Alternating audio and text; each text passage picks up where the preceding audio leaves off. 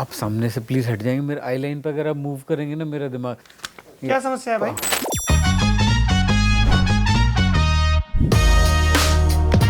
विशाल भारद्वाज, बहुत बहुत स्वागत है आपका।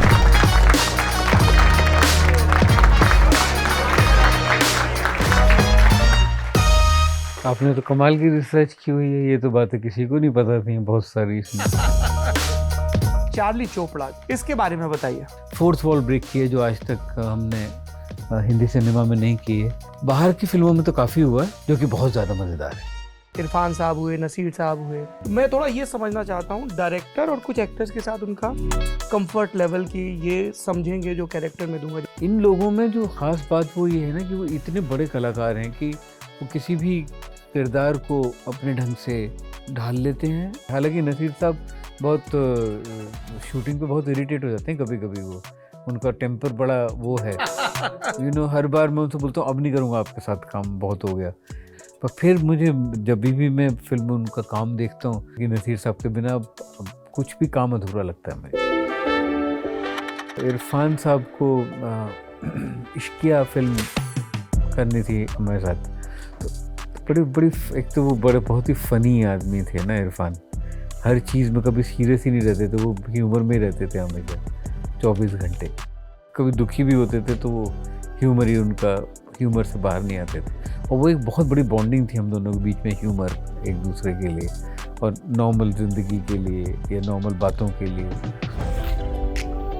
इरफान कुछ भी कर सकते थे। आपकी जब हम फिल्मोग्राफी को देखते हैं उसके जो महिला किरदार हैं वो वजनी है। जिस तरह से औरत को दबाया गया है ना, मुझे उससे बहुत तकलीफ है। इतने हज़ारों सालों से हम लोगों ने तो औरत को पहले सती जला देते थे, फिर औरत पढ़ने नहीं जाएगी, फिर औरत ऐसे कपड़े नहीं पहनेगी।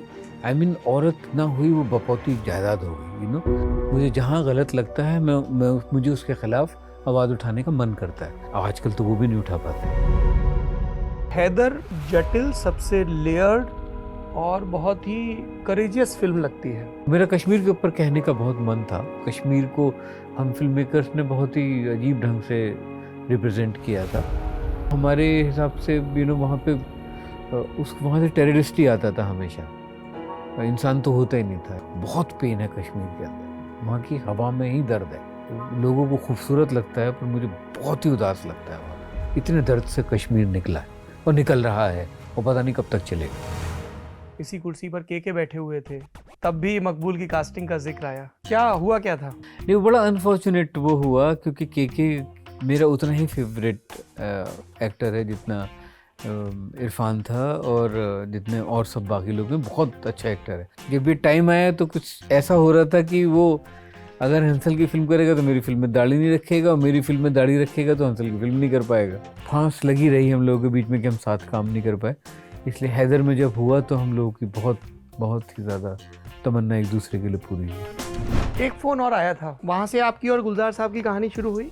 उनका फ़ोन आया कि मैं रास्ता भूल गया हूँ, तो वो उन्होंने कहा कि मैं बंगाली स्वीट शॉप पे खड़ा हुआ हूँ। तो मैंने उन्हें वहाँ मैं लेने गया और मैं उन्हें रास्ते में लेके आया और रास्ते में मैंने उनसे कहा कि मैं ऐसे फ़ैन हूँ आपका। उनका फ़ैन तो कौन नहीं है। तो आज तक वो बोलते हैं कि मैंने इसको मिठाई की दुकान से उठाया था। मैंने अगर ज़िंदगी में पता नहीं 50-55 फिल्मों का म्यूज़िक किया होगा, उसमें से अगर 55 किए तो 53 गुलजार साहब के साथ। ओ साथी रे दिन डूबे ना। Candid dusting powder, redness, irritation, sweat rash और फंगल इन्फेक्शन जैसे 4 स्किन प्रॉब्लम्स का एक एक्सपर्ट सॉल्यूशन। अब रहो अनस्टॉपेबल कैंडिड डस्टिंग पाउडर के साथ। डॉक्टर्स का सुझाया नंबर 1 ब्रांड। लोभ की ठीक ठीक उम्र कितनी होती है? उतनी होती है क्या जितनी अंडर 19 खेलने का ख्वाब लिए एक लड़के की होगी जो सिर्फ क्रिकेट के वास्ते 12वीं का पर्चा दोबारा भरने को राजी हो जाता है। पर जरूरी तो नहीं कि हर कहानी किसी सुखांत पर, किसी कॉमेडी पर खत्म हो। हर कस्बे के शेक्सपियर हैं, हर कस्बे के खलनायक हैं, और ऐसे में उस बेहद जरूरी क्रिकेट मैच के ठीक पहले वही पुराना 12वीं का सर्टिफिकेट लहरा दिया जाता है और फिर कुंडली में लिख दिया जाता है एक और इंतजार। इस इंतजार को बरसों बाद किन्हीं दो पुलिस वालों को अपनी मूंछों के नीचे से पहने ढंग से मुस्कुराते हुए कार की विंडस्क्रीन पर नवग्रह बनाते हुए देखा जा सकता था। पर अभी कुंडली बांचने में और भाग्य की रेखाओं को पढ़ने में वक्त है। अभी तो रेखा से मुलाकात करनी है, पर उस मुलाकात से पहले एक खुर्राट वकील का करारनामा है, जिसके आखिर में कोठरी में शव है पिता का। शव के बाद संघर्ष है और इस संघर्ष के कई रंग हैं। ये दिल्ली यूनिवर्सिटी से शुरू तो होता है, पर वहां ठिठकता नहीं है।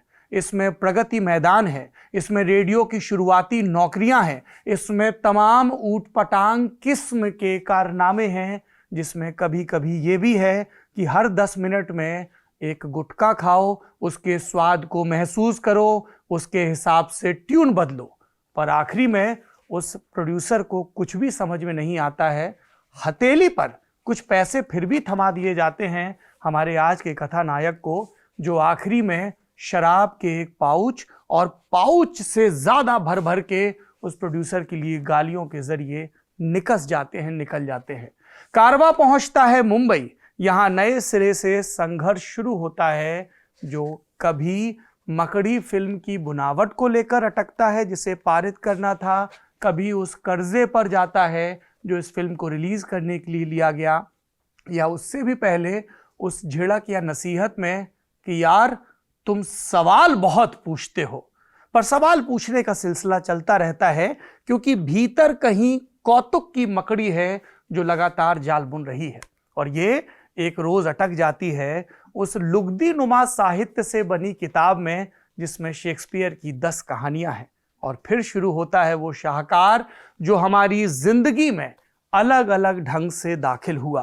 कितनी ही फिल्में हैं जो अलग अलग रूप में, अलग अलग रंग में हमारे सौंदर्य शास्त्र को, जिंदगी के प्रति हमारी लगन और सबक को समृद्ध करती हैं।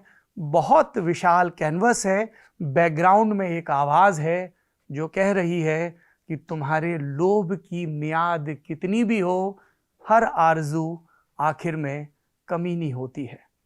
पर बात यहां खत्म नहीं हो जाती, क्योंकि जहां सब कुछ खत्म होता लगता है वहां हाथ में कलम होती है। हाथ में ऐसा एक दस्तावेज होता है क्योंकि कोई शायद खत्म हो गया, शायद इसलिए क्योंकि वो बना हुआ है। इस दस्तावेज का शीर्षक है इरफान और मैं। आप में से जिस किसी भी की भी सिनेमा में दिलचस्पी हो, उसे ये ज़रूर पढ़ना चाहिए बार बार, क्योंकि ये स्क्रीन प्ले पर एक अजब किस्म की पाठ्य पुस्तक की तरह है। ललन टॉप अपने इस कार्यक्रम guest in the news room में बहुत सम्मान के साथ स्वागत कर रहा है हिंदुस्तान के सबसे ज्यादा जमीनी फिल्म मेकर, लेखक, संगीतकार, गायक विशाल भारद्वाज का। बहुत बहुत स्वागत है आपका।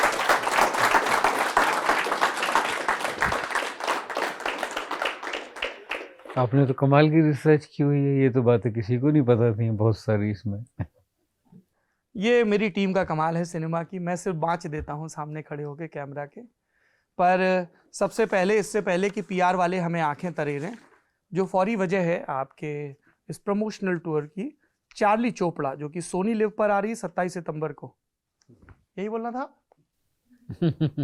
लल्लन टॉप है, इसमें सब बता दिया जाता है पब्लिक को। जी। इसके बारे में बताइए जी। ये अगाथा क्रिस्टी जो नॉवलिस्ट हैं और बहुत ही कमाल की नॉवलिस्ट हैं, और बचपन में भी उनकी जब किताबें पढ़ते थे और स्कूल से आके जो हुडानिट का जो ज़माना था, उनको हिंदी में भी बहुत लोगों ने एक्चुअली अडेप्ट किया, और उस वक्त लगता था कि कमाल की हिंदी में राइटिंग हो रही है, पर लेटर पता चला कि ये एक्चुअली वहाँ से कॉपी की हुई चीज़ें हैं।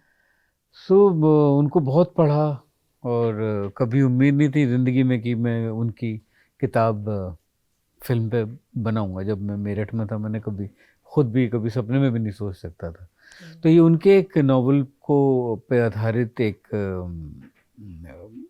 एक्चुअली ये काम मैंने फिल्म के लिए लिखा था, जिसको बाद में मैंने वेब सीरीज़ के लिए अडेप्ट किया है। और हू डन इट, यानी कि कौन है हत्यारा, किसने मारा है, और वो तो एक दिलचस्पी होती ही है उसमें कि मर्डर कैसे हुआ, किसने किया, क्यों किया। तो उसमें जो मज़ा आता है कि वो एक उन कैरेक्टर्स को की स्टडी का जो मज़ा आता है, उन किरदारों को पढ़ने का जो मज़ा आता है कि हर एक के का मोटिव क्या था, उसका उस वजह से उसकी ज़िंदगी में क्या कॉम्प्लिकेशन है, उसके रिश्ते में क्या कॉम्प्लिकेशन था, नई नई चीज़ें 8-10 कैरेक्टर्स के साथ एक साथ देखने को मिलती हैं। तो और इसमें एक चीज़ जो मैंने और कोशिश की है वो ये कि फोर्थ वॉल ब्रेक की है, जो आज तक हमने हिंदी सिनेमा में नहीं की है। आप तो जानते ही हैं कि फोर्थ वॉल एक थिएटर का फॉर्म है जिसमें कि आप ऑडियंस से बात करने लगते हैं और फिर आप उसी नाटक में शामिल हो जाते हैं। फिर जब चाहें आप ऑडियंस से बात करते हैं, तो ऑडियंस का आपके साथ रिश्ता होता है और आप बीच में कभी भी फोर्थ वॉल ब्रेक करके, तो बाहर की फिल्मों में तो काफ़ी हुआ है, कई बार हुआ है, हमारे यहाँ नहीं हुआ। तो वो एक जो कथा कहने का, कहानी कहने का एक नया एक ज़रिया होता है, जैसे वॉइस ओवर के थ्रू हम कहते हैं कभी, वैसे ये इसमें एक मैंने नए ढंग से कोशिश की है जो कि बहुत ज़्यादा मज़ेदार है। ओके, क्योंकि आपने जिक्र किया कथा कहने के तरीके का, तो मुझे रोशोमन याद आ गई।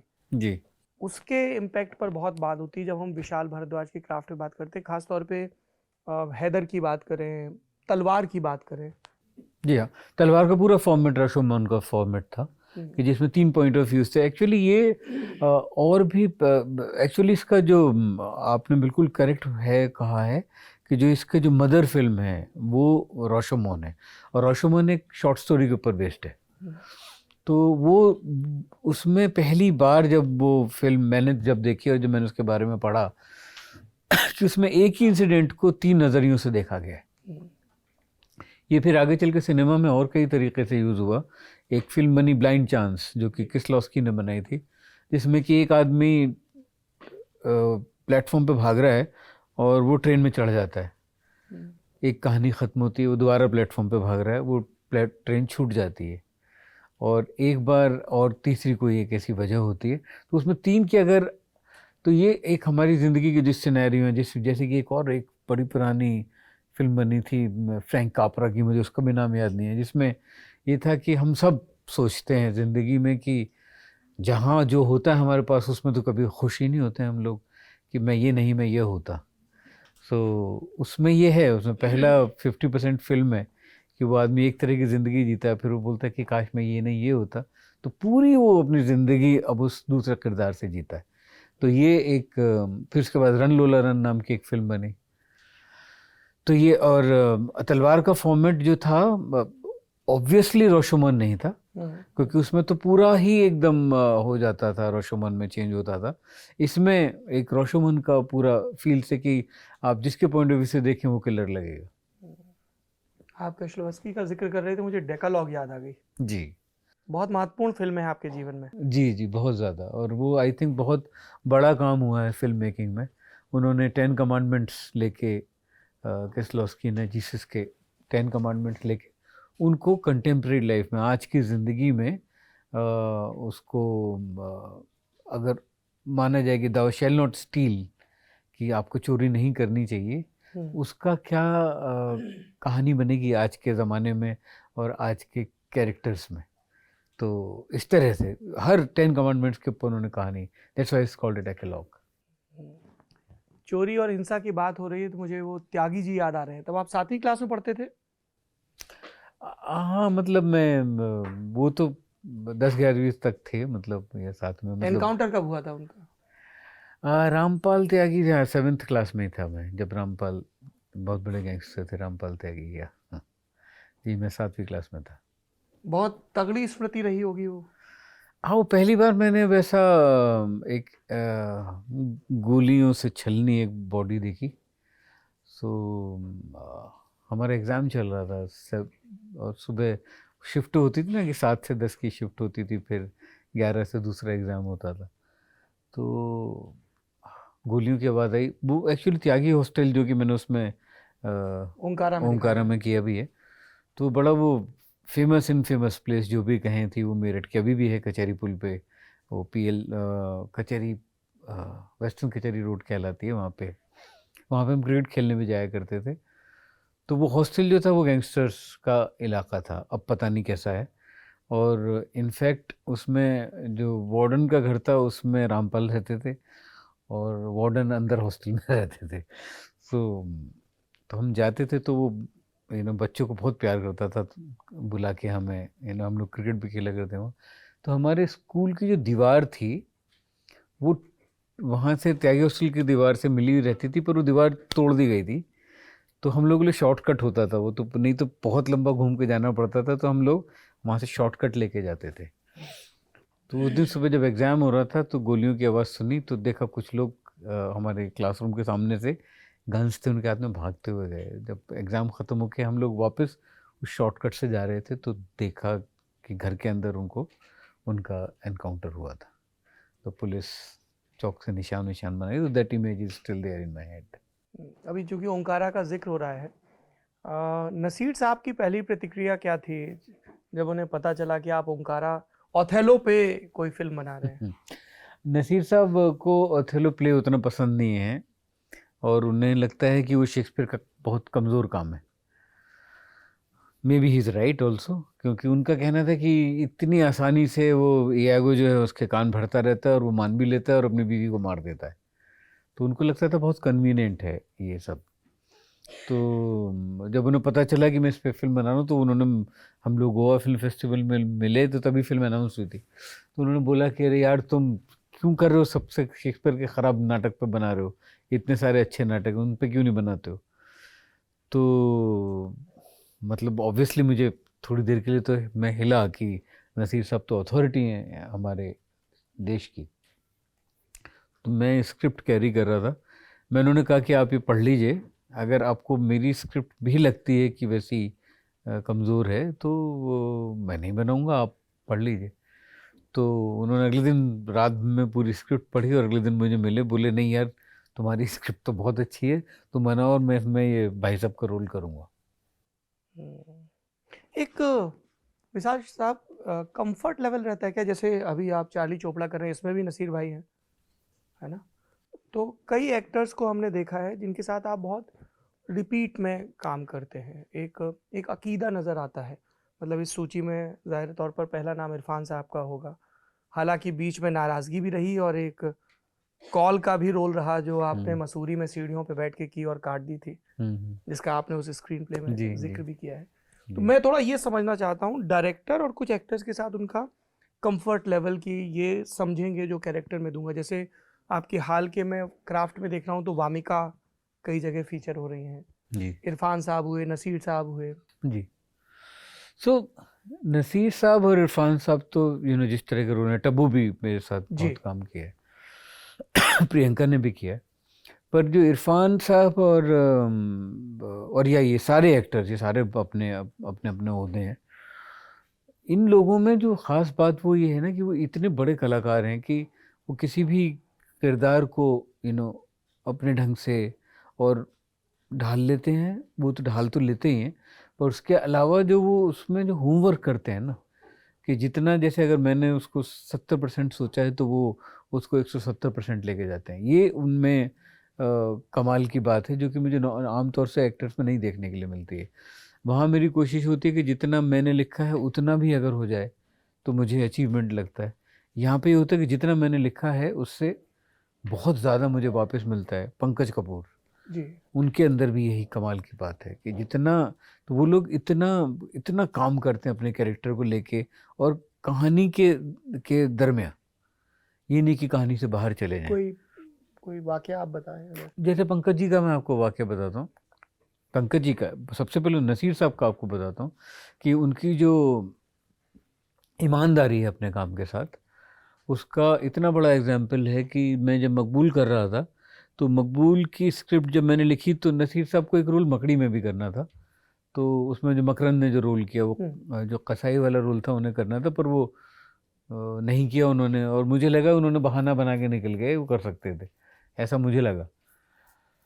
तो जब मकबूल की स्क्रिप्ट हुई तो हम लोग क्रिकेट खेला करते थे साथ में। वहाँ पे हमारे बॉम्बे में भी एक क्लब था, मैच कट क्लब, उसमें हम सब लोग जो कि सीरियस क्रिकेट खेलते थे वो खेला करते थे। तो मैं क्योंकि बहुत अच्छा खेलता था, मैं स्टेट लेवल खेला था, तो मैं 1-2 साल के अंदर उस टीम का कैप्टन बन गया था। तो अब क्या कैप्टन बनते हैं तो आप किसी को भी डांट सकते हैं, तो नसीर भाई मुझसे कितने बड़े थे, मैं डांट देता था उन्हें कि क्या फील्डिंग नहीं होती ठीक से, यहाँ पे खड़े हो। तो एज ए प्लेयर उनको सुनना पड़ता था, पर वो सब स्पोर्ट्समैनशिप में ही होता था ऑब्वियसली। तो हम उनसे दोस्ती बहुत अच्छी हो गई थी। तो जब मकबूल की स्क्रिप्ट हुई तो मैंने उन्हें स्क्रिप्ट दी पढ़ने के लिए कि इस बार आप अपना कैरेक्टर छांट लीजिए और इस बार आपके लिए निकलने की गुंजाइश नहीं है, और आप बताइए कब शूट करना है। तो उन्होंने पढ़ा, उन्हें बहुत अच्छा लगा, और उन्होंने मुझसे कहा कि मैं ये अब्बा जी का जो रोल है मैं ये करूँगा। जहांगीर खान जी।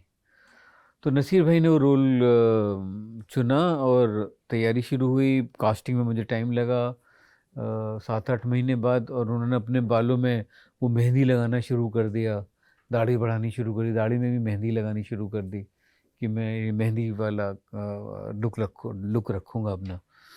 पर शूटिंग से कोई 3-3.5 महीने पहले उन्होंने एक दिन मुझे बुलाया, प्ले की रिहर्सल थी, और उन्होंने कहा यार मेरा ये रोल करने का मन नहीं है। तो मुझे पहला एक्सपीरियंस था, मैंने उनसे कहा कि अब फिर आप झूठ बोल के आप पतली गली से आप निकलना चाह रहे हैं। बोले नहीं नहीं, तुम मेरा विश्वास करो, मैं बिल्कुल ऐसा नहीं कह रहा हूँ, मैंने इतनी फिल्मों में डॉन कर लिया है कि अब मुझे इसमें कुछ अपने लिए नया निकालने के लिए नहीं दिख रहा है। तो मैंने देखो दाढ़ी बढ़ाई हुई है, मैंने बाल बढ़ाए हुए हैं, मैंने मेहंदी लगानी शुरू की है, बट मैं जब एज एन एक्टर ये स्क्रिप्ट को खोल के बैठता हूँ तो मुझे अपने लिए कुछ नया खरीदने के लिए निकल रहा है।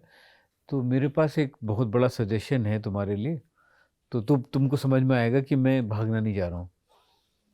तो उन्होंने कहा कि मुझे लगता है कि जो इसमें ये पंडित और पुरोहित जो विचेस का रोल है, ये इतना बड़े कैरेक्टर्स हैं, क्योंकि मैकबेथ में विचेस का रोल बहुत इम्पोर्टेंट है।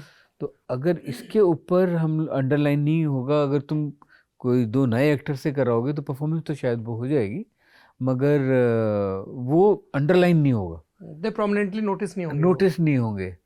सो मैं चाहता हूँ कि मैंने ओम से बात कर लिए, ऑलरेडी वो बात कर चुके थे कि मैंने ओम से बात कर लिए, तो मैं और ओम ये पंडित पुरोहित प्ले करेंगे।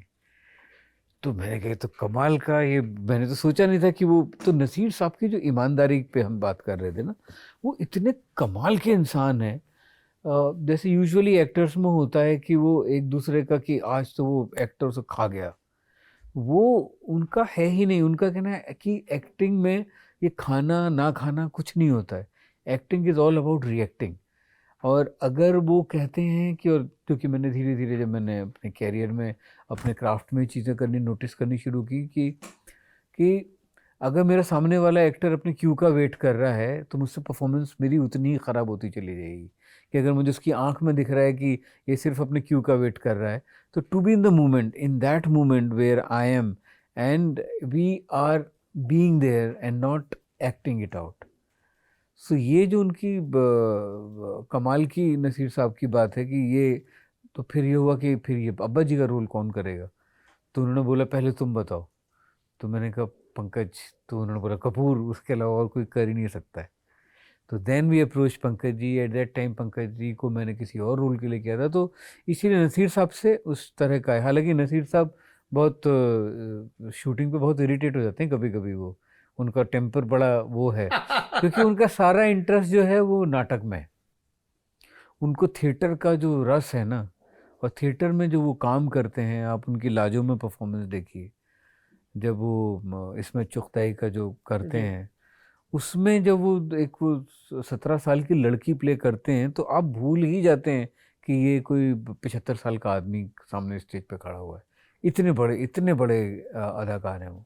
तो इसलिए रह के हर बार मैं उनसे बोलता हूँ अब नहीं करूँगा आपके साथ काम, बहुत हो गया, अभी आप बहुत गुस्सा करते हो सेट के ऊपर। पर फिर मुझे जब भी मैं फिल्म में उनका काम देखता हूँ, और कि नसीर साहब के बिना कुछ भी काम अधूरा लगता है मुझे।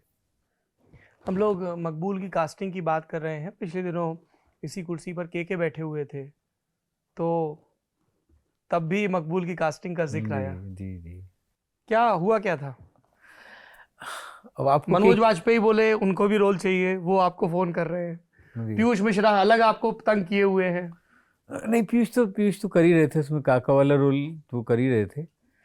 आई थिंक अच्छा नहीं लगेगा के उसके साथ नहीं नहीं, वो खुद बता के गए हैं पूरी ईमानदारी से, वो अच्छे से बता के गए हैं। ओके। वो किसी शिकायत में बता के नहीं नहीं, गए। वो तो के वो इतना बोले कि ज्यादा। मुझे जब विशाल ने बताया हाँ। कि इरफान कर रहा है तो मेरे को बड़ी राहत हुई कि ठीक व्यक्ति के पास गया है। नहीं, वो बड़ा अनफॉर्चुनेट वो हुआ, क्योंकि के मेरा उतना ही फेवरेट एक्टर है जितना इरफान था, और जितने और सब बाकी लोग हैं, बहुत अच्छा एक्टर है। अनफॉर्चुनेटली उसकी जो पहली फिल्म थी अनुराग की 5, वो रिलीज नहीं हुई। अगर वो फिल्म रिलीज हुई होती तो के का ओहदा उस वक्त भी बहुत बड़ा हो गया होता। वो बहुत अच्छा काम किया था के ने, हम सब लोग बहुत बड़े फैन हैं के। और उसका मैंने म्यूज़िक किया था 5 का। तो जब मैं मकबूल बना रहा था तो के मेरी फर्स्ट चॉइस थी। और जब मैं शूट करने के पास में आया तो हंसल, हम सब लोग का कॉमन दोस्त हैं। तो हंसल की कोई फिल्म थी जिसमें कि सबको बहुत पैसे मिल रहे थे, हंसल को भी मिल रहे थे, के को भी बहुत पैसे मिल रहे थे। और मेरी शूटिंग थी तो मुझे कैरेक्टर दाढ़ी के साथ चाहिए था। मैंने कहा कि मुझे हमेशा I can't see Maqbool without दाढ़ी, और मुझे दाढ़ी नकली नहीं चाहिए। तो ये मेरी पहली कंडीशन थी सबके साथ। तो के ने माना था तब। जब ये टाइम आया तो कुछ ऐसा हो रहा था कि वो अगर हंसल की फिल्म करेगा तो मेरी फिल्म में दाढ़ी नहीं रखेगा, और मेरी फिल्म में दाढ़ी रखेगा तो हंसल की फिल्म नहीं कर पाएगा। तो बड़ा कश्मकश हुआ। तो उसने बोला कि तुम, उस वक्त में ज़िद्दी भी एक्चुअली बहुत हुआ करता था, सो मैं भी रख लेता दाढ़ी के साथ। तो मैंने उसको बोला कि नहीं, मैं बगैर, उसने बोला तुम दाढ़ी के पीछे का एक्टर नहीं देख रहे हो, तुम दाढ़ी देख रहे हो। तो मैंने कहा बट दिस इज इमेज, ये मेरे दिमाग में है। तो उस वक्त सबको पैसे की ज़रूरत थी, पैसे की ज़रूरत सबको हर वक्त ही होती है, आज भी है। हमारे नंबर्स बदलते रहते हैं, पर कमी तो कभी ज़्यादती नहीं होती इस चीज़ की। पैसा हमेशा हर एक को कमी पड़ता है। तो फिर मैंने क्या कहा तुम चॉइस करो। तो उसने, हमने बड़े दो, जैसे महबूब जुदा हो रहे हो वैसे हम लोग जुदा हुए। मुझे पता भी नहीं था कि उस वक्त कौन ये रोल करेगा। बट मैं अपने काम के साथ आज भी कोशिश करता हूँ कि मैं इतनी सी भी जानते बूझते हुए कुछ भी उसमें गड़बड़ ना करूँ, और किसी चीज़ के लिए झुकूँ ना, गलत बात के लिए। अगर मुझे जो लगता, हो सकता है बाद में वो मेरी गलत बात गलत होती हो, बट तो एंड उसके 2-3 दिन के भीतर मैंने इरफान साहब की फिल्म देखी हासिल, जो उन्होंने की थी टिशू के साथ। तो वो देखने के बाद इरफान के साथ किया। पर हम लोगों का, मेरा और के का वो एक फांस लगी रही हम लोगों के बीच में कि हम साथ काम नहीं कर पाए। इसलिए हैदर में जब हुआ तो हम लोगों की बहुत बहुत ही ज़्यादा तमन्ना एक दूसरे के लिए पूरी हुई। आपने महबूब की जुदाई का जिक्र किया और मुझे मसूरी की सीढ़ियों से की गई कॉल याद आ गई। क्या हुआ था? वो यूँ हुआ था कि इरफान साहब को इश्किया फिल्म करनी थी हमारे साथ। तो बड़ी बड़ी, एक तो वो बड़े बहुत ही फ़नी आदमी थे ना इरफान, हर चीज़ में कभी सीरियस ही नहीं रहते थे, वो ह्यूमर में ही रहते थे हमेशा 24 घंटे। कभी दुखी भी होते थे तो वो ह्यूमर ही उनका, ह्यूमर से बाहर नहीं आते थे। और वो एक बहुत बड़ी बॉन्डिंग थी हम दोनों के बीच में, ह्यूमर एक दूसरे के लिए और नॉर्मल ज़िंदगी के लिए या नॉर्मल बातों के लिए। तो मैंने अनुराग कश्यप की फिल्म प्रोड्यूस की थी नो स्मोकिंग। वो भी इसलिए की थी क्योंकि ये अनुराग बहुत डिप्रेशन में था उस वक्त, और मैं उस वक्त ओमकारा बना रहा था, मैं बहुत अच्छी पोजीशन में था। तो अनुराग एक दिन मेरे सेट पे आया, बहुत परेशान था कि मेरे पास जॉन इब्राहिम की डेट है, कहानी है, मुझे प्रोड्यूसर नहीं मिल रहा है। तो वहीं कुमार मंगल साहब थे, तो मैंने कहा कुमार जी बनाएंगे आप फिल्म? तो कुमार जी ने आप बना लेते हैं। पर थोड़े दिन बाद वो दोनों ने आके मेरे पास कंडीशन रखी कि अगर आप नहीं है तो हम, ना मैं इसके साथ काम करूँगा, उसने बोला अगर आप नहीं है तो मैं इनके साथ काम नहीं करूँगा, दोनों एक साथ आए। तो मैंने कहा अच्छा नाम देने के लिए रख लीजिए, कुछ प्रॉब्लम होगी बीच में आके सॉल्व कर दूँगा। तो वो फिल्म रिलीज हुई और फिल्म बहुत बुरी तरह फ्लॉप हुई, किसी को समझ में नहीं आई वो। तो और हम इश्किया बना रहे थे, जो कि अभिषेक चौबे डायरेक्ट कर रहे थे, और इरफान साहब को उसमें, इरफान को करना ही था काम। इरफान के बिना हम कुछ सोचते ही नहीं थे ज़िंदगी में। तो जब हम, और इरफान ने हाँ की हुई थी, तो जब हम पहुँचे उनके पास, तो बोले रे रे रे विशाल साहब, मैंने तो वो डेट दे दी किसी दूसरी फिल्म को। तो मैंने कहा क्यों? मुझे लगा आपकी तो नो स्मोकिंग पिट गई, अब तो आप फिल्म बनाओगे नहीं। मैंने कहा ये क्या बात हुई? और हमने बहुत बड़ी हीरोइन को इसलिए मना किया था कि उसने बोला मैं इरफान के साथ काम नहीं करूँगी, बिकॉज वो कमर्शियल एक्टर नहीं है, मुझे कमर्शियल। हमने कहा हम तुम्हारे साथ काम नहीं करेंगे। हमने मना किया, इरफान बोलते कि आपकी फिल्म पिट गई। Now I am laughing at it, but I was very angry with him कि आपको क्या लगता है कि मैं, मतलब एक फिल्म पिटने और उससे मेरा वो हिलेगा क्या? मैं जिस सोच के लिए मैं खड़ा हूँ उससे थोड़ी कोई फ़र्क पड़ता है। फिल्में चलती हैं, फ्लॉप होती हैं, उसका क्या है। सो एनीवे हम लोग उस पर पार्ट कर गए, पर मैं बहुत गुस्सा रहा उनसे। मैंने 2 साल 3 साल बात नहीं की उनसे, फ़ोन नहीं लेता था मैं उनका। अच्छा, वो फ़ोन करते थे? हाँ, कभी वो फ़ोन करते थे, फिर उन्होंने भी फ़ोन करना ऑब्वियसली बंद कर दिया कि मैं बात ही नहीं करना चाहता था उनसे। तो फिर मैं सात खून माफ बना रहा था, जो वो कैरेक्टर था उसमें कोई हीरो हाँ ही नहीं करता था, वसीउल्लाह खां का। वसीउल्लाह खां का, क्योंकि वो एक मैसेज था जो कि बीवी को मारता था। और उसके और सेक्सुअल कॉम्प्लिकेशंस थे उस कैरेक्टर के, कि वो सेक्सुअली अराउज ही तो फील होता था उसे जब तक औरत को मार ना ले। तो एक बड़ा कमाल का कैरेक्टर, और रस्किन बॉन्ड ने लिखा था ये कैरेक्टर। तो जो भी कोई उसको करने को तैयार ना हो, मतलब कोई भी, बड़े से लेके छोटे तक कोई भी आके मना कर जाता था। तो मैंने कहा ये इतना अच्छा रोल है, किसी को समझ में नहीं आ रहा है। पर तो मैंने एक दिन बहुत सोच के, मैंने कि अगर आज इरफान होता तो इरफान कर लेते रोल, क्योंकि उनको समझ में आता कि क्या है। तो मैंने फ़ोन लगाया, पर इससे पहले 1 घंटी बचती, मुझे लगा कि मैं क्या कर रहा हूँ, कि छोड़ो रहने दो, किसी नए को कास्ट कर लें, कुछ होगा। तो उनका फ़ोन आया और उन्होंने बोला कि क्या, वो आपने क्यों फ़ोन किया? मैंने कहा नहीं, इसलिए फ़ोन किया था कि एक एक रूल था ये। तो उसने बोला कि मुझे सुनना भी नहीं है, मुझे करना है आपके साथ, मुझे वापस हम लोगों को। तो वहाँ से हमारी दोस्ती दोबारा शुरू हुई। एक फ़ोन और आया था जो एसटीडी वाला लॉग मेंटेन करता था, गुलजार के घर से। बहुत दिनों तक आपको वो जी नंबर भी याद रहा। जी, नहीं आज तक याद है। क्या था वो फ़ोन? नहीं, वो ये था कि उस वक्त वो एसटीडी का वो वाला ज़माना था जब फ़ोन मिलना बड़ा मुश्किल काम होता था। जिसके घर में फ़ोन होता था वो मोहल्ले का चौधरी कहलाता था। दिल्ली में भी यही हाल था। तो सब लोग जैसे किसी परचून की दुकान पे लग गया तो सब नंबर दे के रखते थे उनको, कि वो पर कॉल पैसा लिया करते थे इनकमिंग का, कि वो आपका मैसेज लेके रखेंगे तो आपसे 1 रुपये कॉल का या 3 रुपये लेंगे कॉल का। ऐसे चलता था। तो वो एक बड़ा बूमिंग बिजनेस था। जगह जगह एसटीडी बूथ एंड सब जगह हुआ करते थे। तो ऑब्वियसली स्ट्रगल टाइम में बॉम्बे में फ़ोन मिलना मुश्किल। 30,000 रुपये में फ़ोन मिला करता, तत्काल कहलाता था। 30,000? 30,000 रुपये में उस वक्त 90 में 30,000 रुपये में फ़ोन, वो 48 आवर्स में लगता था। बाकी फिर 48 ईयर्स लग जाते थे लगने में। लोग बोलते थे हाँ हमने 10 साल पहले बुक किया था, अब आने वाला है। ये हमारा कम्युनिकेशन का सिलसिला था। तो उसमें गुलजार साहब का तो नंबर था उनके पास, तो वो उसमें उन्होंने मैसेज छोड़ा था मेरे लिए कि ये जिसकी वजह से जंगल बुक गाना हुआ। तो वो एसटीडी बूथ की कहानी है।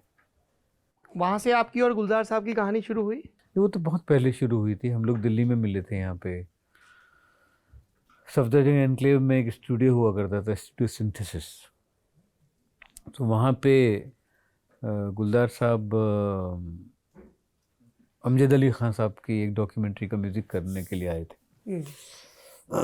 और वो रास्ता भूल गए, सर्दी की रात थी, रिसेप्शन पे कोई था नहीं, मैं बैठा उनका इंतज़ार कर रहा था। तो उनका फ़ोन आया कि मैं रास्ता भूल गया हूँ।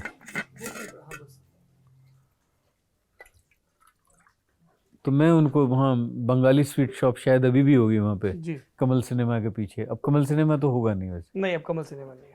हाँ, तो कमल सिनेमा के पीछे की तरफ थी ये दुकान। तो वो उन्होंने कहा कि मैं बंगाली स्वीट शॉप पे खड़ा हुआ हूँ, तो वहाँ से फ़ोन कर रहे थे। तो मैंने उन्हें वहाँ मैं लेने गया और मैं उन्हें रास्ते में लेके आया। और रास्ते में मैंने उनसे कहा कि मैं ऐसे ऐसे फ़ैन हूँ आपका। उनका फ़ैन तो कौन नहीं है, और था। तो फिर जब मैं बॉम्बे वापस गया तो उन्हें वो इंसिडेंट याद रहा हमेशा। तो आज तक वो बोलते हैं कि मैंने इसको मिठाई की दुकान से उठाया था। जी। एक पुराने जानकारों ने बताया कि 90 के दशक के उत्तरार्ध में ये लगभग तयशुदा सा हो गया था कि विशाल भारद्वाज से संगीत करवाना है तो गुलजार से गाने लिखवाने होंगे या इसका उल्टा। कुछ ने कहा कि नहीं, विरोधियों ने ये खबर उड़ाई। सत्य क्या था? क्योंकि आप लोगों की जुगलबंदी बहुत कमाल भी कर रही थी और उम्र का भी बड़ा फासला था और वय से इतर भी तरीके अलग थे। मुझे तो गुलजार साहब का काम इतना पसंद था और अब तक है कि मैंने अगर ज़िंदगी में पता नहीं 50-55 फिल्मों का म्यूज़िक किया होगा, उसमें से अगर 55 किए हैं तो 53 गुलजार साहब के साथ हैं। तो और किसी के साथ बहुत कम लोगों के साथ काम किया है, क्योंकि उनके साथ जितना भी काम कर लो लगता है अभी कम है। इतना उनके अंदर अभी तक पोइट्री है और पोइट्री का मसाला है उनके पास। तो या उस वक्त ये होता था कि मतलब क्योंकि मेरे पास कोई म्यूज़िक कराने आता था तो मैं बोलता था कि गुलजार साहब को लेके काम करते हैं, तो मैं इन्फोर्स करता था। गुलजार साहब के पास कोई जाता था तो बोलते थे कि अरे विशाल के साथ काम करो। तो हम दोनों एक दूसरे को बेचते रहते थे। तो तो उसमें लोगों को थोड़ा सा अनकंफर्टेबल होने लगा था, क्योंकि एक तो क्या है, गुलजार साहब को वो फेज़ कोई उतना अच्छा नहीं चल रहा था, और दूसरा एक और बात थी कि सब, क्योंकि गुलजार साहब का ओहदा इतना बड़ा है कि सब उनसे कॉन्शियस हो जाते थे कि अगर हम उनसे डिफ़र करेंगे किसी चीज़ पे तो हम बोलेंगे कैसे उन्हें। तो वो शर्म आती थी उन्हें बोलने में कि अरे, और गुलजार साहब अगर एक बार थोड़ा सा ज़ोर से नहीं पर अगर एक कमांड के साथ कह दें कि यही अच्छा है, तो फिर तो मतलब अच्छा होता ही है वो, और लेना भी पड़ता है आपको। और पर वो मैंने तो उसको उनको हमेशा देखा कि 100% वो उसमें सही रहें, और वो बहुत ही ओपन है। ऐसा नहीं है कि जो लोगों को एक्चुअली उनके उनकी पर्सनैलिटी से, शख्सियत से थोड़ा दबाव होता था, इंटिमिडेट हो जाते हैं। इंटिमिडेट हो जाते थे तब। तो फिर तो वो एक रीज़न था। अच्छा, गुलजार साहब की राइटिंग में हमने देखा है और आपके क्राफ्ट में देखा, और जब मैं ये कह रहा हूँ तो मुझे तब्बू की आवाज़ में वो डायलॉग मेरे कान में गूंज रहा है कि हमारा इश्क तो पाक था ना मियाँ। आपकी जब हम फिल्मोग्राफी को देखते हैं तो सारे लोग ये अलग से रेखांकित करते हैं कि उसके जो महिला किरदार हैं वो वज़नी है। They are making their choices, they are falling, they are rising. तो इसकी वजह क्या है? कई लोग कहते हैं कि नहीं साहब, विशाल साहब की ज़िंदगी में ताकतवर कामयाब औरतें रही होंगी, माँ के तौर पे, पत्नी के तौर पे, दोस्त के तौर पे। इस पे कई लोग कहते हैं नहीं साहब उनकी आइडियोलॉजी ऐसी है। आप इसको कैसे देखते हैं, इस चीज़ के इम्प्रेशन को? हाँ, I think I am a very feminist from inside.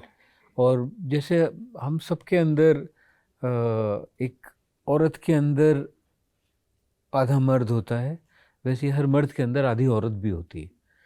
तो मुझे लगता है मेरे अंदर की जो औरत है वो बहुत पावरफुल है।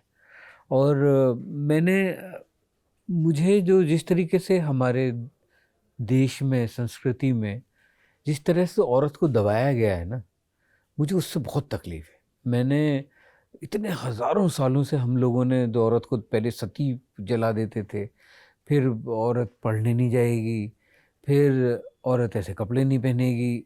आई मीन औरत ना हुई वो बपौती जायदाद हो गई, मुझे उससे बड़ी तकलीफ़ थी कि हम सब लोग इक्वल पैदा हुए हैं।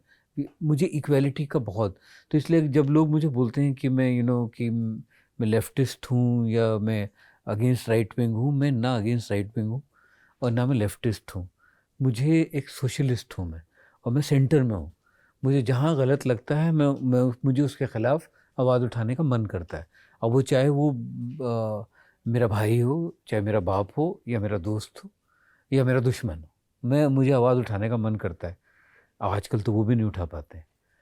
तो ये इस बात से लेके जो मुझे एक जो लगता था कि औरत को बहुत दबाया गया है, और मैंने ये चीज़ें हम सब ने एक्सपीरियंस की हैं कि मर्द ज़्यादा कमज़ोर है। वो फिज़िकली हो सकता है ज़रूर शारीरिक तौर पे औरत से ताकतवर हो सकता है, पर वो औरत अंदर से ज़्यादा ताकतवर है। हमेशा मैंने कितने मजबूत मर्दों को कंधों पर रोते हुए देखा है। दे लुक फॉर और इसीलिए आप देखिए कि एक वक्त के बाद सारा घर औरत के हाथ में आ जाता है। सो मैंने बहुत स्ट्रॉन्ग कैरेक्टर्स देखे हैं। मैंने क्या देखे, सबने देखे होंगे, और अपनी दादियों में और चाचियों में और ताइयों में, अपने दोस्तों में, अपनी गर्लफ्रेंड्स में, अपनी बीवी में देखा है मैंने। औरत बहुत मजबूत है अंदर से, आदमी उतना मजबूत नहीं है। तो मुझे लगा, और हमारे सिनेमा में भी एक कैरिकेचरिश वे में औरत को दिखाया गया हमेशा। अब की बात नहीं कर रहा हूँ, जब मैं आया था तब। उससे पहले या तो उसका नाम भी रिश्ता हुआ करता था कि वो माँ है या बहन है या बीवी है। वो उसका वो शख्सियत क्या है उसके बारे में बात नहीं होती थी, बहुत कम लोग बात करते थे।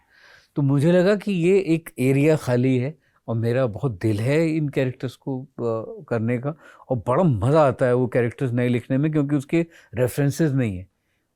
उसके हमारे कल्चर्स में कोई, हमारे सिनेमैटिक कल्चर में उसके रेफरेंसेस नहीं है। तो इसलिए मुझे बड़ा मज़ा आया जब मुझे मकबूल में, जब मुझे इवन मकड़ी में विच का कैरेक्टर हुआ, या मकबूल में निम्मी हुई, और ओमकारा में तो कोंकणा का जो कैरेक्टर था, या वेरी स्ट्रॉन्ग कैरेक्टर, या वो एंड चेंज किया मैंने उसमें।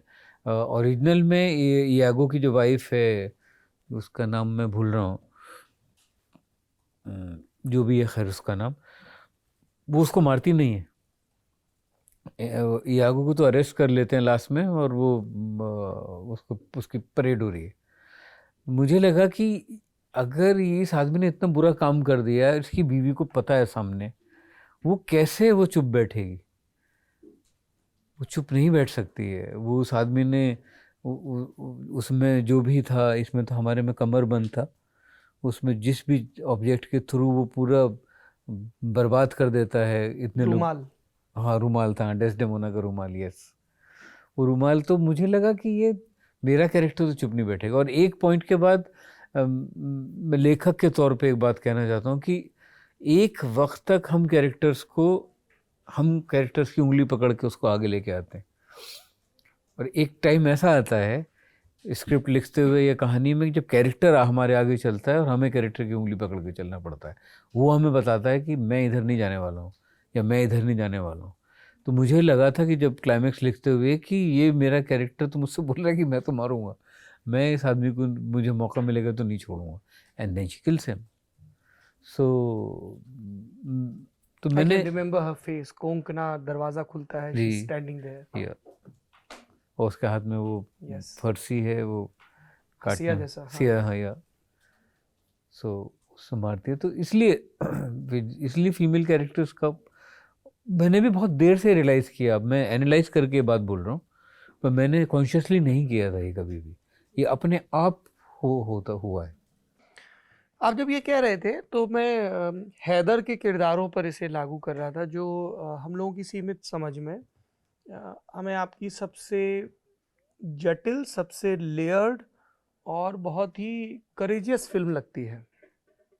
ये 2014 में मेरे ख्याल से सितंबर में रिलीज हुई थी जी, है ना? तो हैदर, हाँ सितंबर अक्टूबर। तो हैदर को गढ़ते वक्त ये था आपको कि कई बार कि ठीक है एक लूजली प्लॉट ये है शेक्सपियर के हिसाब से, पर ये किरदार इस तरफ जा रहे हैं क्योंकि आपको उनका बहुत ही जिसको कहते हैं स्थानीकरण करना है, क्योंकि एक लोकल में, एक स्पेस में वो प्लॉट है। कश्मीर में ये हो रहा है जी। तब किरदारों की जर्नी कैसी, किस दिशा में गई, मतलब उसकी राइटिंग का प्रोसेस, उसको गढ़ने का प्रोसेस, इम्प्रोवाइज करने का प्रोसेस। एक्चुअली जब मैं हेमलेट बनाना मैंने तय किया, तो उस वक्त मेरे पास चॉइस थी, मैं किंग लियर या हेमलेट लूँ।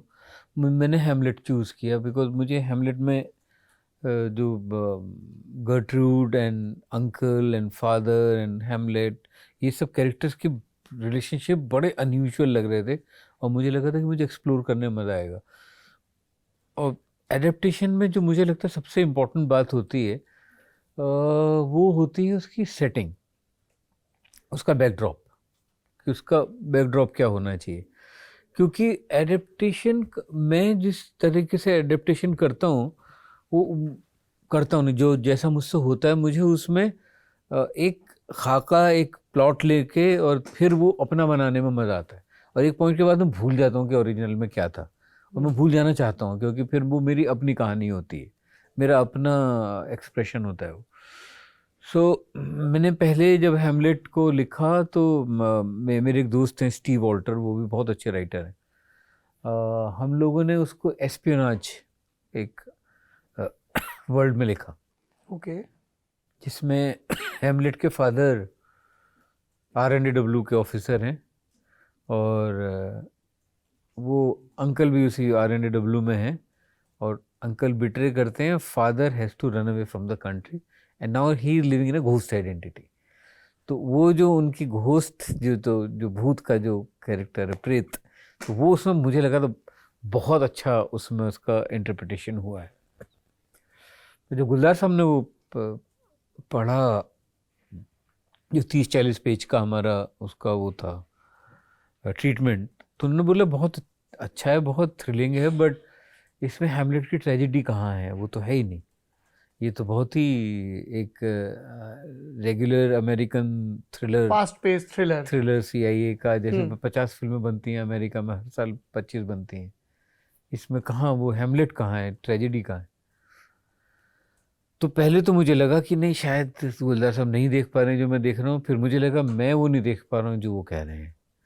एंड उस वक्त मेरे हाथ में वो रेखा एक्चुअली किताब पढ़ चुकी थी बशरत पीर की, कर्फ्यूड नाइट। हाँ, और मेरा कश्मीर के ऊपर कहने का बहुत मन था, क्योंकि कश्मीर को हम फिल्म मेकर्स ने बहुत ही अजीब ढंग से रिप्रेजेंट किया था क्योंकि हमारे हिसाब से वहाँ पे वहाँ से टेररिस्ट ही आता था हमेशा, इंसान तो होता ही नहीं था, इंसान होता ही नहीं है वहाँ पे, से एक फिरन पहन के कोई AK-47 लेके आता है, और यहाँ से कोई जाएगा और वो जाके वहाँ पे देखेगा कि फिर फिरन के अंदर टेररिस्ट खड़ा हुआ है। तो और मैं कभी कश्मीर गया नहीं था, तो मुझे था कि ये कैसा है ये, कि हम लोग वहाँ के इंसान को क्यों नहीं देख रहे हैं कभी, कि वहाँ क्योंकि ऐसा लोग रह रहे हैं, लोग मर रहे हैं दोनों तरफ, आज भी कितना ये दर्दनाक हुआ है जो कि इनकाउंटर चल रहा है वहाँ।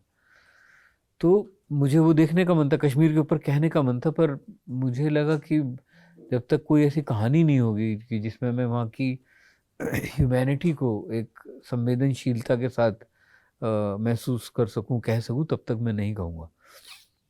तो कर्फ्यूड नाइट्स मैंने पढ़ी और मुझे लगा कि यह हैमलेट यहाँ होना चाहिए।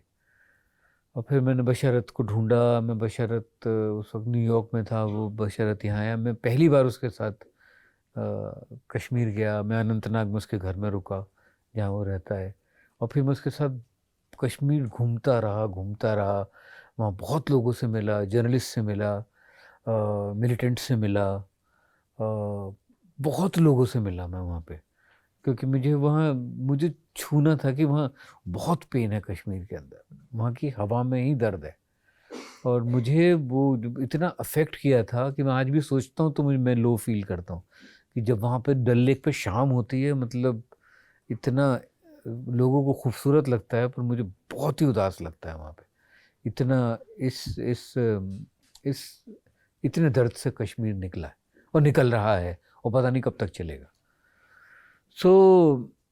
तो मुझे वो तो कैरेक्टर्स तो हैमलेट के ही थे, पर उनको, जैसे हैदर का जो कैरेक्टर है वो बहुत कुछ बशरत पीर है, क्योंकि बशरत को उसके घर वालों ने, क्योंकि वहाँ लड़का 10वीं-12वीं में अपने बस्ते के अंदर पिस्तौल लेके आ जाता था, जो कि एक सीन भी है उसके अंदर, बहुत इजीली अवेलेबल होती थी पिस्तौल, आराम से AK-47 भी है, सब कुछ है। तो और उस वक्त जो ब्लड का रश होता है, खून जब दहक रहा होता है, और आप जरा सा भी अत्याचार देखें या आपको उसके बारे में झूठ बोला जाए, आपको उसके बारे में बहका दिया जाए, तो बच्चे निकल जाते हैं सरहद पार, ट्रेनों के आ जाते हैं। अब उस तरफ भी बहुत बड़ा एक बिजनेस जैसा है सरहद पार ट्रेनिंग का। तो बशरत के घर वालों ने उसको अलीगढ़ पढ़ने के लिए भेज दिया और वो अलीगढ़ में रहा। फिर जो भी उसकी बशरत की कहानी है, तो हैदर का बहुत कुछ हिस्सा बशरत से हुआ। फिर मैं काफ़ी गज़ाला का कैरेक्टर जो है वो मैंने इमेजिनरी बिल्कुल ढंग से लिखा उसमें। जो फादर का कैरेक्टर, अंकल का कैरेक्टर, वैसे बहुत कैरेक्टर्स मुझे दिखाई दिए। और एक आई मीन मैं कश्मीर की हिस्ट्री में घुस जाऊंगा बेकार में इसमें। तो वहाँ उस तरह से कैरेक्टर्स देख के और लैंग्वेज का वहाँ पे जिस तरीके से घ ढ भा नहीं बोल सकते हैं, तो गर बाई वो इतनी खूबसूरत लगती है अंग्रेज़ी में, क्योंकि उर्दू की तालीम की वजह से वो आधे लफ्ज़ का बोलना उनके लिए बड़ा मुश्किल होता है। तो ये सब चीज़ें लैंग्वेज लेके और वहाँ का थोड़ा म्यूज़िक भी लेके। वहाँ की एक शॉर्ट स्टोरी थी, एक बहुत बड़े शॉर्ट स्टोरी राइटर हैं थे। जब बशरत की किताब में मैंने वो कहानी पढ़ी जिसमें वो बशरत ने वो रोल किया एक्चुअली। वो इरफान साहब, एक आदमी घर के बाहर खड़ा हो गया और वो बोलते हैं कि तलाशी की इतनी आदत पड़ गई कि जब तक कोई टटोल न ले अपने घर में भी घुसने की हिम्मत नहीं होती। वो एक शॉर्ट स्टोरी थी एक वहाँ के राइटर की। I bought the right for that short story. तो बहुत पढ़ा वहाँ पे, बहुत लोगों से मिला। तो इस तरह से कश्मीर का सफ़र पूरा हुआ। देखिए, ये 3 फिल्में तो ऐसी हैं जिस पे हम लोग घंटों बात कर सकते हैं, है ना। एक दर्शक के तौर पे हमने उसको इतना जज्ब किया है। 2 फिल्में हैं जिन पे मैं इनसे इतर बात करना चाहता हूँ, मटरू की बिजली का मंडोला और रंगून। आपके जहन में क्या था जब आप मटरू की बिजली का मंडोला बना रहे थे?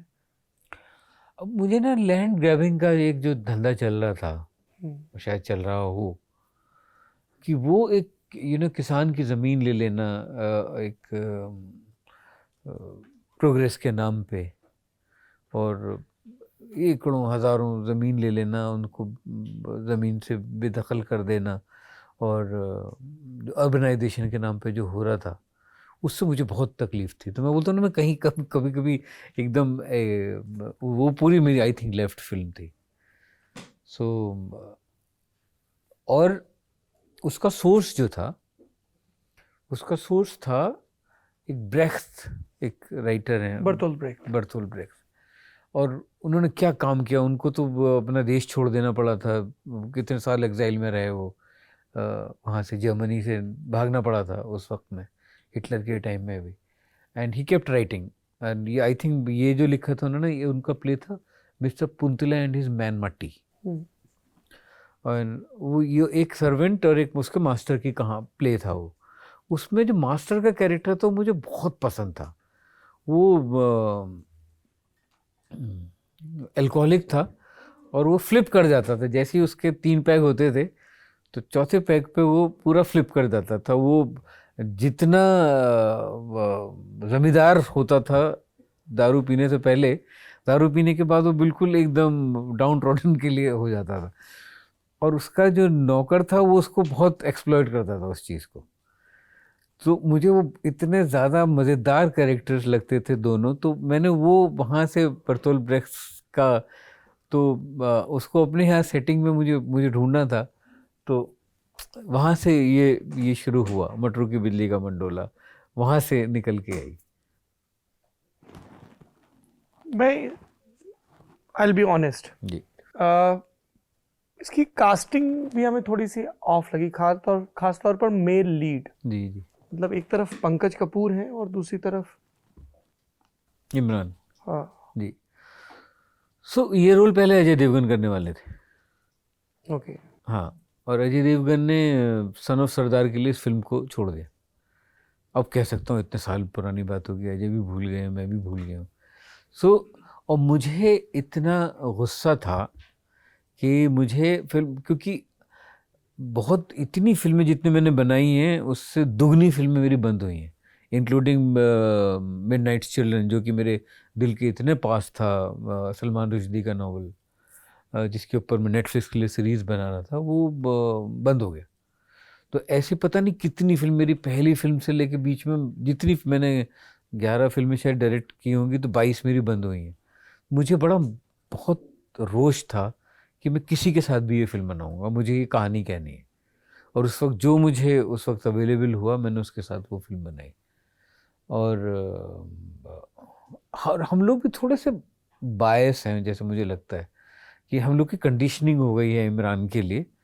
मैं ये नहीं कह रहा हूँ कि वो उत्तम कुमार हैं या दिलीप कुमार है, बट हम लोग की कंडीशनिंग हो गई उसको लेके। जब भी ये फिल्म जैसे बाहर किसी ने देखी है जिसको रेफरेंस नहीं है कि इमरान खान कौन है, उसने कभी भी नहीं बोला है कि वो weak actor. It's a very strange. हो सकता है कि मैंने इतने सालों से फिल्म नहीं देखी है, मैं पलट के देखूंगा तो मुझे लगेगा कि हाँ मे बी कि जैसे पूरी दुनिया की, हिंदुस्तान की कंडीशनिंग है कि उसको एक्टिंग नहीं आती, हो सकता है मुझे भी वही लगे। बट ये एक फैक्ट था। तो मैंने आपको दोनों चीज़ें बताई कि मैंने क्यों बनाई और मुझे क्या लगता है। आपने अजय का जिक्र किया, मुझे बर्फ थी वो फिल्म। जी जी जी। हाँ, मेरी पहली फिल्म अजय प्रोड्यूस कर रहे हाँ, थे। आपने कहा ना बंद हुई, तो जी मुझे जी बर्फ जी। याद आ गई। हाँ, तो वो भी बंद हुई थी अजय की वजह से, या अजय प्रोड्यूस कर रहे थे या। कभी ऐसा होता है कि ये जो जितने प्रोजेक्ट शेल्व हो गए हैं और उसमें जिन कहानियों को आपने कंसीव किया था, यू गो बैक टू उसकी, यार अब देखते हैं अब क्या बन सकती है क्या? रंगून उनमें से एक है। रंगून भी 2006 में बनने वाली थी, ओमकारा के बाद ये बनने वाली थी रंगून। और उसमें उस वक्त बाहर की एक एक्ट्रेस थी जिन्होंने रन लोला रन में काम किया था, Franka Potente, she was playing that part. पर और संजय दत्त और अजय थे उसमें। पर उस वक्त संजय के साथ वो ट्रेजिडी हुई that he had to go to jail, तो वो फिल्म वहाँ बंद हो गई। जो कि मैंने फिर 10 साल बाद उसको रिवाइव किया फिर बनाने के लिए। तो बहुत ऐसा होता है कि सब्जेक्ट्स पड़े रहते हैं, स्क्रिप्ट्स पड़ी रहती हैं, आपको उस मोमेंट पे आप क्या बनाना चाह रहे हैं, वो बड़ा मोमेंटरी डिसीजन होता है, जिसको कि फिर आप सारी ज़िंदगी या तो रिग्रेट करते हैं और या फिर आप उस पर सेलिब्रेट करते हैं। बिल्कुल। आप ये कहानियों का जिक्र कर रहे थे, तो मुझे पटाखा याद आ रही थी कि आपने पढ़ी और फिर जी जी क्या जी कमाल की फिल्म बनी। Because we can never imagine again Sunil Grover in such role. जी व्हाट अ वंडरफुल परफॉर्मेंस। जी, कमाल का परफॉर्मेंस किया था उन्होंने जी। और मेरे पास बहुत सवाल है, लेकिन मेरी टीम आ जाइए भाई सब लोग। एक तो वो डर के भाग गए हैं सब कि आई लाइन पे कोई दिखे नहीं, अदरवाइज सब सामने खड़े रहते हैं। हेलो सर, वैसे तो मेरे पास इतने सवाल है कि एक अलग इंटरव्यू हो जाएगा, पर मैं छोटे छोटे 2-3 सवाल पूछ लेता हूँ। पहला ये कि लंगड़ा त्यागी सैफ को हमने अर्बन कूल ड्यूड पे प्ले करते हुए देखा, और उस तरह से आपने कैसे देखा, कैसे वो उसमें फिट कर दिया आपने सैफ अली खान को, जो कि हमारे लिए एक बहुत ही अलग एक्सपीरियंस था कि सैफ अली खान पश्चिमी यूपी के गालियाँ दे रहे हैं, वो उनका पूरा मैनरिज्म और वो सब अद्भुत था। कैसे हुआ ये मुमकिन, ये बता दीजिए। क्या परफॉर्मेंस थी यार वो। जी, मेरा ज़िंदगी में एक चीज़ माननी है, जो मेरा उसूल है, और वो उसूल भी ऐसे बना कि अगर मैं क्रिकेटर होके म्यूज़िक कंपोज़र बन सकता हूँ, फिर डायरेक्टर बन सकता हूँ और शेक्सपियर पे अथॉरिटी बन सकता हूँ बेपढ़ा लिखा, तो फिर कोई कुछ भी कर सकता है अगर पैशन है तो ये इस उसूल से मैं स्टेम करता हूँ। तो मैंने जब सैफ की परफॉर्मेंस दिल चाहता है मैं देखी थी, तो जो सैफ दिल चाहता से पहले था वो देखे नहीं जाते थे उसके ऊपर, स्क्रीन के ऊपर, बिल्कुल। और ना उनकी आवाज़ सुनी जाती थी। आवाज़ भी इतनी फेमिनिन लगती थी सैफ की। तो सैफ ने अपने ऊपर काम किया बहुत, और दिल चाहता में जब मैंने उन्हें देखा तो मुझे लगा कि इस आदमी के अंदर बहुत फायर है और इनके साथ कुछ अनयूजुअल करके देखना चाहिए। तो जब मैं उनसे मिला सैफ से, तो उनसे बातचीत करके मुझे ये एहसास हुआ कि ये आदमी के अंदर वो मादा है कि ये पार्ट को निभाएंगे, और उनको वो भी रिस्क लेने के लिए तैयार थे। मैं तो पैदा ही धोखों में रहता हूँ। जी, अभी आपने सात खून माफ का जिक्र करते हुए कहा कि कैरेक्टर देख के मुझे ये लगा कि इरफान के अलावा इसे कोई कर ही नहीं सकता। तो मेरा ये सवाल है कि अब 2020 के बाद जब आप नई नई स्क्रिप्ट्स पढ़ते हैं, आपके सामने अलग अलग किरदार आते हैं, कितनी बार ये लगता है कि यार ये इरफान होते तो ये कमाल हो जाता? किस में नहीं लगेगा ये बताइए ना। इरफान तो मतलब कोई पर्टिकुलर ऐसा उदाहरण दे सकते? हर ये सुनील ग्रोवर वाला रोल है, उसमें लगा कि इरफान होने चाहिए थे, और उसके बाद इरफान चार्ली चोपड़ा भी प्ले कर सकता था, इरफान कुछ भी कर सकता था। Irfan. Last one, Charlie Chopra आप साहित्य पे बना रहे हैं, मतलब एक किताब पे बना रहे हैं, आपने इतना सारा साहित्य बेस्ड कंटेंट जनरेट किया है और इस विधा में आपने ऐसी मास्टरी की है कि हम हक्के बक्के रह जाते हैं जब वो स्क्रीन पे आता है, वो अलग विधा में हमारे सामने आता है और हमको लगता है क्या कमाल चीज़ है। तो ये जो फॉर्मूला आपने क्रैक कर लिया है, भारत में बाकी लोग इसके आसपास भी क्यों नहीं पहुंच पा रहे हैं? मैं जितनी भी किताबों पे बनी फिल्में देखता हूँ या कहानियों पे बनी फिल्में देखता हूँ, कनेक्शन नहीं जुड़ पाता है हम लोगों का, पर जब विशाल भारद्वाज किसी किताब को हाथ लगाते हैं तो वो मास्टरपीस बन जाता है। क्या वजह है? अल्लाह मेहरबान तो गधा पहलवानी ना वो है इसमें। नहीं, पर आपको लगता है कि आपकी अप्रोच में कोई एक्स फैक्टर है जो बाकी लोग मिस कर जाते हैं? वो मेरे लिए कहना तो बड़ा अजीब होगा ना कि मेरे अंदर क्या है। सर लॉकडाउन में एक म्यूजिक लेबल आपने लॉन्च किया था, कहा था उस समय वीबी लेबल दिया था, और हर महीने एक नया गाना आएगा, चूंकि आप कंपोजर हैं, सिंगर हैं, तो क्या हुआ सर उसका? वो दरख्त अनार का क्या हुआ? नहीं, वो अभी एकदम अब बढ़ गया है। अब इस महीने से जो मेरी फिल्म जो खुफिया आ रही है जी, उसके सारे गाने खुफिया के मेरे लेबल से रिलीज़ हो रहे हैं और हम लोग एक बैंक तैयार कर रहे हैं जिससे कि मैं अपना किया हुआ वादा निभा सकूं कि 40-50 गाने एक साथ करके हर हफ्ते हम लोग एक गाना लेके आएँ। तो वो एक उसमें हम लोग कर रहे हैं। हेलो, मेरा सवाल मॉडर्न लव मुंबई जो सीरीज़ आई थी उसके ड्रैगन वाले एपिसोड से जुड़ा है। पहली बात तो मेरे मन में सवाल तब आया उस वक्त पर जब चाइना को लेकर बहुत बड़े तबके में भारत में परसेप्शन क्रिएट हो चुका है कि वो ऐसे ही हैं, थोड़े अजीब हैं, थोड़े वियर्ड हैं। आपने कैसे वो कल्चर को मुंबई के कंटेक्स्ट में फिट किया और एक सास और एक बहू के बीच में या गर्लफ्रेंड और एक लड़के की माँ के बीच में जो कॉम्प्लेक्सिटीज़ हैं, जो हम रियल लाइफ में अगर अब हम समझते हैं कैरेक्टर्स को, तब समझ में आता है कि वो भी अपनी जगह सही है, वो भी अपनी जगह सही है। वो लड़का जैसे बैलेंस क्रिएट करने की कोशिश करता है। आपने कहा लड़का बेचारा हमेशा कोशिश करता है फंस जाता है सास बहू में, बीवी में। But actually Chinese community exist करती है। There is a Chinese temple in वो जहाँ पे हमने दिखाया वो एक्चुअली चाइनीज़ टेम्पल है, हमने बनाया नहीं है। वो बम्बई की उस जगह में, वहाँ पे वो टाउन एरिया में वो चाइनीज़ टेम्पल है, वहाँ लोग आते हैं। इनफैक्ट जो नसीर भाई का जो उसमें कैरेक्टर है वो एक सरदार जी, एक एक्चुअली एक रियल सरदार जी हैं जो कि वहाँ पे आके पूजा करते हैं और वो चाइना जाते हैं हर साल और बड़ी ज़बरदस्त चाइनीज़ बोलते हैं। और वो जो चाइनीज़ गॉड हैं, वॉरियर गॉड हैं, वो उनके बहुत बड़े भक्त हैं। तो बड़ा मज़ा आया मुझे देख के कि एक सरदार जी चाइना के भगवान के वो हैं, भक्त हैं, तो बड़ा अनयूजुअल लग रहा था। और जो एक्ट्रेस हैं वो सिंगापुर से हैं, वो ओरिजिन उनका चाइना से है, बट वो बहुत ही कमाल की बहुत बड़ी एक्टर हैं। उन्होंने 9 महीने हिंदी सीखी। वो हिंदी बोलती भी नहीं है, वो तो चाइनीज़ ही बोलती हैं।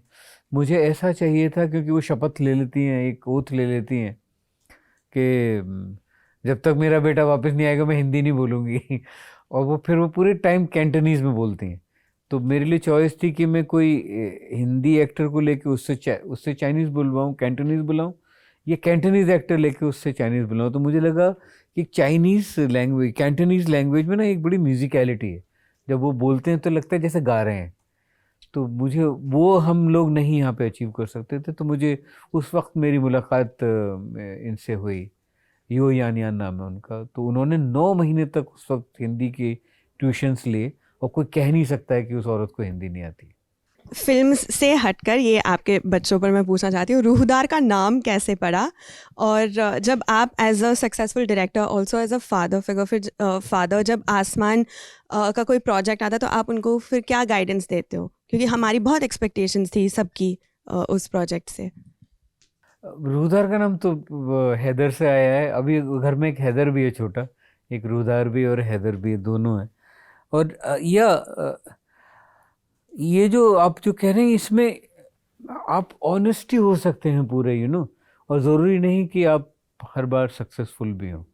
आपके हाथ में सिर्फ एक ईमानदार होना है। बाकी हो सकता है कि आपसे गलतियां होती हों। अब आसमान अभी यंग है और आसमान की पहली फिल्म थी, तो हो सकता है कि आसमान के लिए फिल्म डिफ़िकल्ट थी।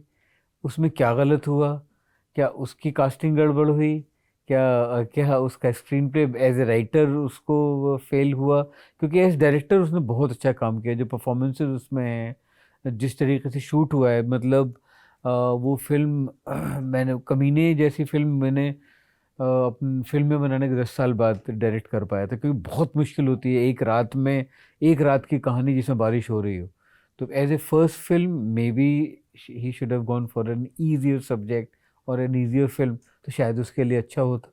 पर उसमें जो भी है, उसमें फिल्म को, जैसे मैं फिर बोलूँ कि फिल्म का पिटना चलना वो तो सब एक जगह होता है, एक क्राफ्ट आपको नज़र आ जाना चाहिए, जो कि इसका क्राफ्ट उसमें मुझे नज़र आ गया, जिसमें कि एक बाप की हैसियत से मुझे ये तसल्ली हो गई कि मेरा बेटा अब अपने आप कमा लेगा कि उसे क्राफ्ट आता है।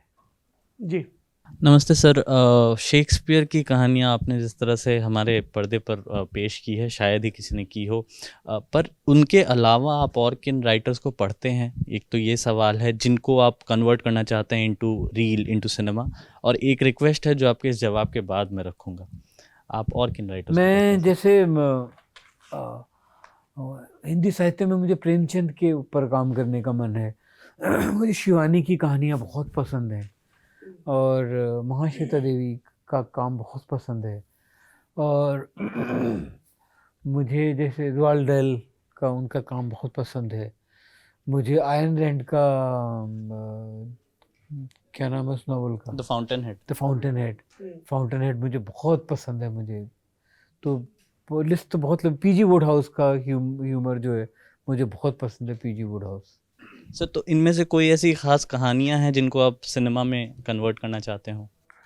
बहुत कहानियां हैं इसमें, आप मतलब आप कंफ्यूज हो जाएंगे ढूंढते ढूंढते। ये पूछ रहे हैं तो मुझे ध्यान आ रहा है, बॉबी बेदी के साथ आप जूलियस सीजर कर रहे थे? नहीं, बॉबी बेदी का प्रोडक्शन था, फिर उसके बाद मंत्र में लग गए थे, शेखर कपूर के साथ मंत्र कर रहे थे। जी जी जी, वो कर रहा था, पर जूलियस सीजर तो नहीं कर रहा। अच्छा जी, मंत्र कहाँ अटकी थी फिर?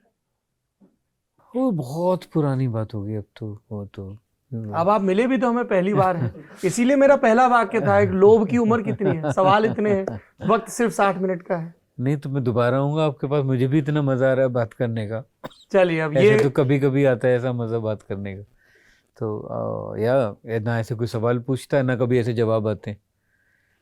तो मंत्र तो बहुत पुराना है। मैंने कहा ना कि जितनी फिल्में बनी नहीं है मेरी, उससे ज़्यादा मेरी फिल्में नहीं बनी है। मैं आपसे ईमानदारी से कहूँ, मैं ये नोट्स पलट रहा था और मैं यही हसरत पाल चुका था कि किसी दिन तसल्ली से आपके साथ बैठे और जो नहीं बन पाई हैं जी, उनकी कहानियों पे, उन प्रकरणों पे, correct, mister Singh and missus Mehta, जी, बर्फ, जी, मंत्र, वो दीपिका और इरफान वाली फिल्म, जी, बहुत बहुत कहानी है।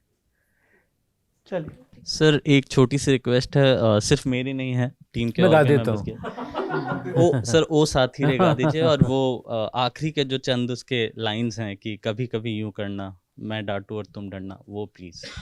पहले फिल्म का भी नाम यही होने वाला था जब पोल में गई थी, इसक, ओ साथी रे, ओंकारा, जी जी ये 3 ऑप्शन थे। जी जी, अच्छा हुआ नहीं तो ये नाम हो जाता तो कितनी शर्म वाली बात होती। ओमकारा का मतलब ओथेलो का नाम ओमकारा ही होना चाहिए था। कितना खराब लगता वो साथी रे।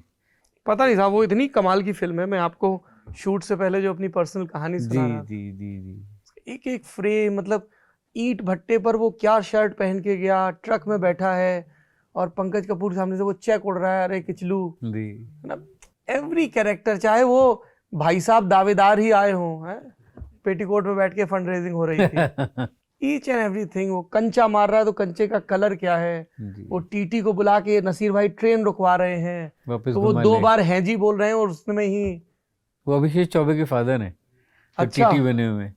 उनको एक्टिंग का शौक है, तो अभिषेक ने बोला मेरे फादर को एक रोल चाहिए, तो हमने उनको वो रोल दिया। कितना बढ़िया है जी, हाँ जी। हाँ बस उतना ही है। जी जी जी। ओ साथी रे दिन डूबे ना, ओ साथी रे दिन। अगली बार ही गाता हूँ, नहीं हो रहा है बिकॉज बहुत धसका आ रहा है ना।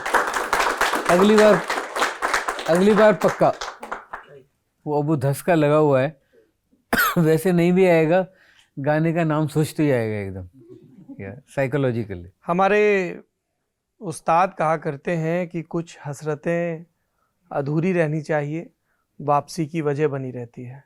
और अब तो बहुत आपने अच्छा कॉल भी दे दिया जी जी कि आप बिल्कुल फिर लौट के आएंगे। जी, एकदम वादा है वादा है। जी। क्या खुफिया के लिए? बड़े खुफिया ढंग से कहा तुमने ये। भाई जिस भी वजह से आए, लेकिन अगली बार जब आए तो और हाँ, तसल्ली खुफिया से के आएं। टाइम में एक्चुअली लंबा पारुली आएगी, अभी पारुल को बोल देते हैं कि टाइम मत बोलना। हाँ, वो क्या था, ओमकारा में डायलॉग था ना कि आज टाइम लगने वाला है, जेलर साहब को बोल देना वापस ना आए, है ना, ऐसा कुछ तो हाँ, एक बार रजी के बात हो। हाँ जी बिल्कुल जी। बिल्कुल।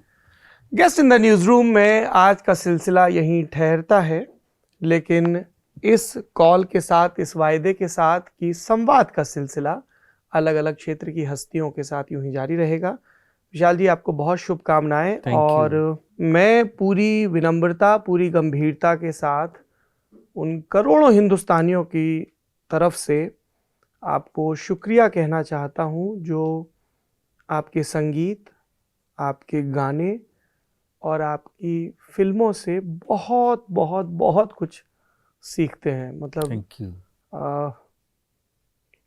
बहुत लंबा सिलसिला है, कहीं से भी शुरू कर दें कि गिलोरियाँ खाया करो गुलफाम, ज़बान काबू में रहती है, और फिर वो अब्बा जी की वो आँखें, है ना, वो देग पे जो चावल चढ़े हैं, ऐसा लगता है कि वो खुशबू यहाँ तक आ रही है उस पुरानी हवेली से। तो इतना यकीनी है, इतना ज़मीनी है। हम लोग से अक्सर पूछा जाता है कि लल्लन टॉप जैसा भी है वो कहाँ से ख्याल आया, और हमारा हमेशा जवाब होता है कि हम जब बड़े हो रहे थे तो हमारे इर्द गिर्द कुछ ऐसे फिल्म मेकर थे, दिबाकर, आप, अनुराग, जिन्होंने इस अकीदे को बड़ा पुख्ता किया कि तुम जिस ज़मीन, जिस ज़बान को लेकर आए हो उसमें अपने आप को बरत सकते हो, बयां कर सकते हो, और ये स्वीकार भी हो सकता है ज़माने को। Thank you so much. Thank you. Guest in the newsroom में इतना ही। Thank you.